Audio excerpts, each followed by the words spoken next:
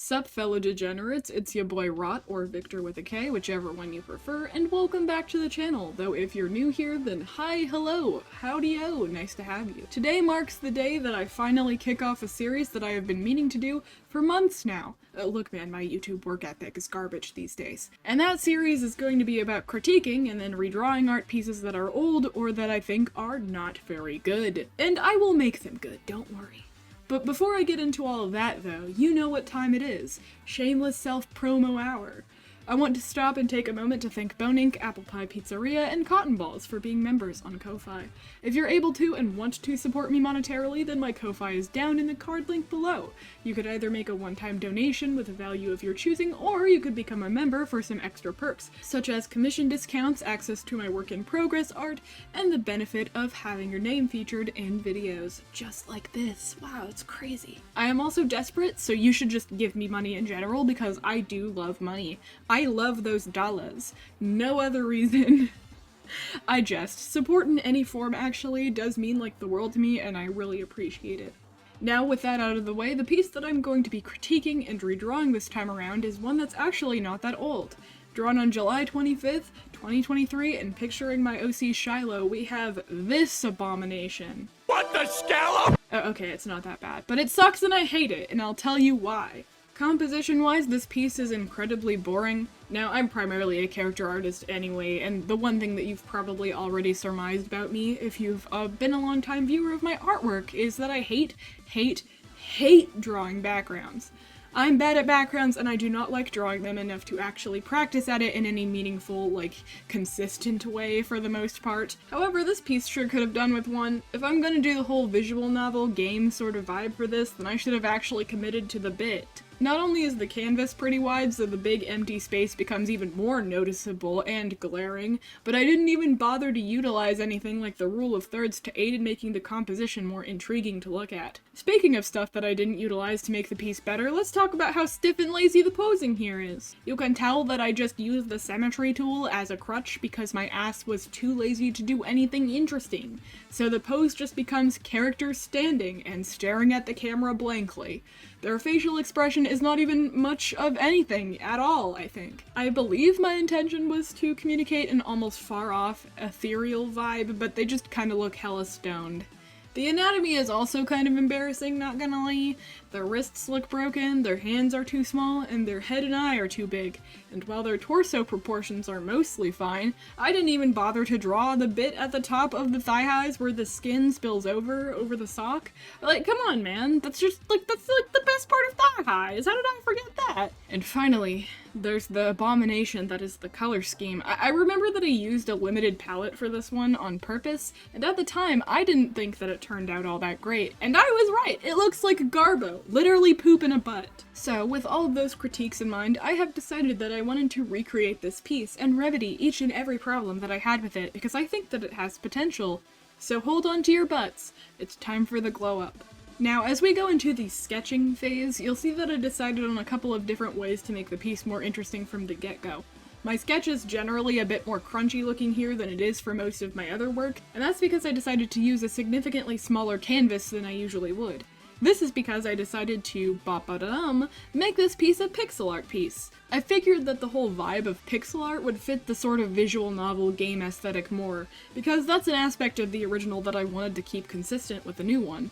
So yeah, the sketch is going to be a bit more crunchy and blurry than usual because of the canvas size, but after I line it, things will clear up again, don't worry. Besides my preparations for making this a pixel art piece, you'll notice right away that I went for a more dynamic pose. In the original, Shiloh is just kind of standing there, all boring-like, and staring at the camera with a blank expression, so I decided to change the pose to better communicate the mood I'm going for. You can see that I chose to make it a little bit more demure and small, as if they're shyly curling in on themselves while asking the question, "Would you die for me?" Rather than communicating indifference like the original, I wanted to illustrate how anxious and reserved of a character Shiloh really is in situations like this one. I similarly edited their facial expression as well, making them seem a little bit more worried and nervous than the straight-faced intensity that the original expression brought to the piece. Even despite their shy body language and reluctant expression, I actually feel like they make the whole thing more intense and unsettling than the original, which I like. You'll see that I decided to keep their outfit the same, as I kind of like their little onesie thing from the original. I think that the cuteness of it makes for a cool juxtaposition to the tone. Though you will notice that I have decided to keep their hair down rather than put it up into the 2 ponytails that they usually have. A quick side note on their hair and face, by the way, recently, as in throughout this year, I've been aiming to update my art style a little bit. You'll see it pretty clearly if you look through my pieces on Instagram or Toy House or something, but I've been working very hard on my anatomy and shading. While shading isn't super important to this video, being that my pixel shading is not the same as my usual, you'll see that I've finally decided on a style that I like. But what's relevant to this piece is that I've also been working hard on my heads and faces. I used to always draw heads and eyes too large, and so I've started trying to be more cognizant of keeping things more anatomically correct. I've also been trying to get away from my drawing eyes and eyebrows on top of the hair habit, so I've been editing how I draw certain characters' bangs and stuff like that. You can see here with this piece, especially compared to the original, that I've raised Shiloh's bangs up by a little bit so that their brows are no longer on top of their hair, and so that the bangs can lay nicely above the eyes and the eye patch. I've also been getting used to giving my characters all a top lip that they desperately need, so you can see that I did that here as well. As I said earlier, I also realized that the piece could use a background to tie it all together. Again, I really hate drawing backgrounds, and I recall wondering if I should just throw out that idea while I was doing this, but then I realized that no, I've got to commit to the bit and just try at the very least. And I'm actually really pleased with how it came out by the end. But note that at the time I was a bit iffy about it during the sketch process. As we get into line art, you'll see that I made the canvas a little bit smaller so that the pixel brush would work on it, and okay, confession. I've only done pixel art a handful of times, and I'm not exactly sure of my skill level. It's probably not super high LMAO. So if you're a pixel artist and my technique is totally off, you can not legally bully me in the comments. I do not take constructive criticism. Do not correct me, LMAO. For pixel art, I mostly do the same thing that I do with regular art pieces. Like, I do the line art in black and then color it later after I color the piece. Speaking of color, now we move on into the coloring phase. Now, I decided that I wanted to use my original idea by sticking to a limited palette, except more epic if I'm being honest. And while this technically panned out, it didn't go exactly as I planned. I had a limited color palette that was the same sort of yellow to purple sunset scheme, but you can see that I decided doing things like making the pink onesie orange to fit wasn't vibing. So while I kept to the limited color palette in terms of like what colors there were, I decided to add different values for the, different things so that they would better fit my vision. And I'm really glad that I did, because I feel like one of the reasons why the color scheme on the original is so booty is because I did stick to that predetermined color palette without deviation. And then it ended up with me having things like their bright yellow skin and the bright red blush that really clashed and didn't look right. For the background, you'll see that I also originally stuck to the limited color palette I had, but near the end I decided that it was a little bit too saturated and both did not look good and didn't complement the darker mood of the piece. So I tinged everything in a purplish hue that makes it all look better. By the end of the coloring process here, I was pretty proud of how it turned out. Now, okay, you'll also notice that I completely fucked up while coloring the lines on Shiloh. My usual tactic, you see, is making an extra layer on top of the black line art in a bright color, green this time, so that I can actually see the lines better when I color them in a layer on top of that. But I accidentally messed up and just started putting the line color on the green layer, and by the time that I realized I'd been doing that, it was already too late to go back without losing a bunch of progress, so you can see me just commit to it and sadly color all the lines very thoroughly. The sad gamer moment to end all sad gamer moments, truly. I decided to leave the background lines all one color for simplicity's sake, and also because I just thought it looked good, so less work and still a cool result win. This is also when I decided to add the text boxes with the dialogue and the yes-no select. The original didn't have the yes-no option, but the idea came to me while I was drawing and I decided to add it to see if it would fit the vibe.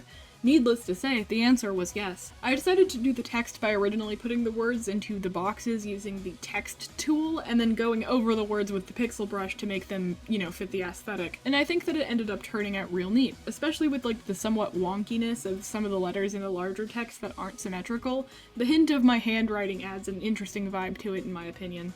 Shading is where we get a little fruity. Interestingly, I decided to actually shade the background first, which I would normally not do, but this is around the time that I actually started to like the background during the process, and I was eager to add some depth to it to see how it would work. Needless to say, I think it turned out really cool, in my opinion, maybe. It was fun to experiment with the shading more using a pixel brush, and I had a lot of fun doing it.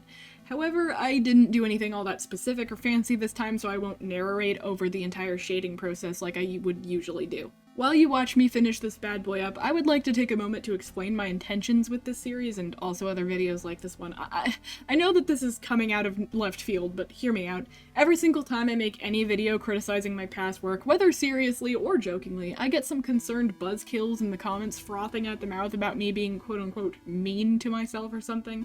And I would not be surprised if I had people patronizing me down there and talking to me like they know me personally on this video, telling me why I shouldn't critique my past work and why the original piece didn't deserve the roast it got or something. But like, guys, come on, there's a stark difference between going out of your way to tear yourself down and being a little bit hyperbolic for the sake of illustrating something. Like, none of my critiques are aimed at anyone else, just my past self, and I think that it's important to our development as artists in any field to be able to recognize faults with our past work. Obviously don't shun or condemn it seriously and wax on about how the work never should have been made, but I think that it's funny to poke a little bit of fun at it for both entertainment's sake and because it makes me feel better, because I'm acknowledging how much I've improved, if that makes sense.